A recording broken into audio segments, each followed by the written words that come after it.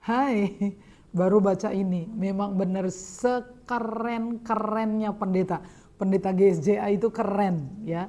Kemarin saya pernah cerita ya bahwa pendeta GSJA tidak boleh menerima persepuluhan sebagai persembahan pribadi. Biar jelas saya baca di sini ya. Ini di tata gereja GSJA, Gereja Sidang-Sidang Jemaat Allah di Indonesia, tata gerejanya ya. Di pasal 13 ya, di pasal 13 ya, ayat 3 tentang hal menyalahgunakan uang persepuluhan. Menurut Alkitab, persepuluhan wajib dibawa dalam persembahan rumah Tuhan untuk membiayai semua pengongkosan pekerjaan Tuhan.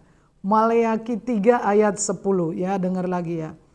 Persepuluhan tidak boleh dipergunakan sebagai pemberian pribadi. Jadi misalkan Wisnu punya persepuluhan terus kasih ke Bu Sarah ya, mentang-mentang baik sama Bu Sarah gitu. Bu, ini persepuluhan, itu tidak boleh, saya tidak boleh menerima ya. Tidak boleh digunakan sebagai pemberian pribadi kepada siapapun atau untuk maksud yang lain daripada tersebut di atas ya. Jadi di ayat 1 dikatakan bawalah ke rumah Tuhan. Ini tata gereja kami ya. Kalian gimana terserah, tapi kan orang rumah tangga kan punya urusan sendiri gitu kan ya. Setiap pelayan Injil harus menjadi teladan dalam hal membayar persepuluhan. Gereja ini mengakui dan menyetujui hal membayar persepuluhan serta mendorong anggota-anggotanya untuk setia membayar persepuluhan mereka.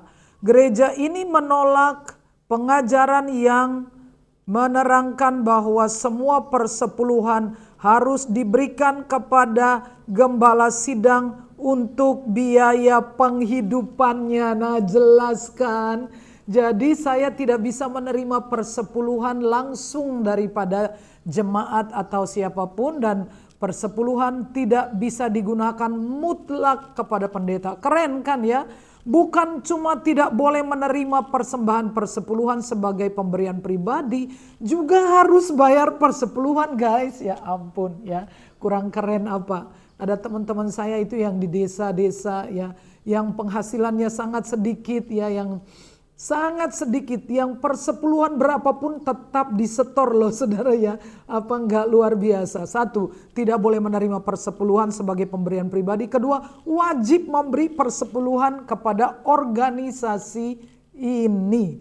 Dan lagi yang keren lagi, pendeta-pendeta GSJA itu kalau disuruh merintis gereja baru gitu ya, misalkan pergi ke satu pulau, satu kota, satu desa dan memulai sebuah gereja, itu pergi tok, nggak dibiayai apa-apa, nggak dikasih uang jalan, nggak dikasih ongkos. Secara umum pendeta-pendeta kami GSJA itu bekerja secara mandiri, pergi sendiri sesuai pimpinan Tuhan, menemukan ladang bekerja, memulai gereja dari nol, tidak ada sokongan, tidak ada dukungan dana kecuali dukungan doa. Itulah sebabnya Gereja Sidang Jemaat Allah itu bertebaran di mana-mana, di pulau-pulau, di hutan-hutan, bisa ditemukan itu seperti iklan Coca-Cola, di mana saja mesti ditemukan ada Gereja Sidang Jemaat Allah.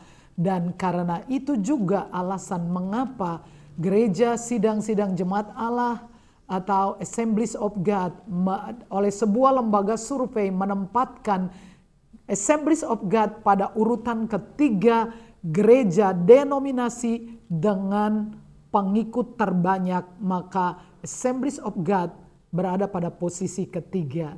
Gitu ya. Hebat pendeta GSJA ya.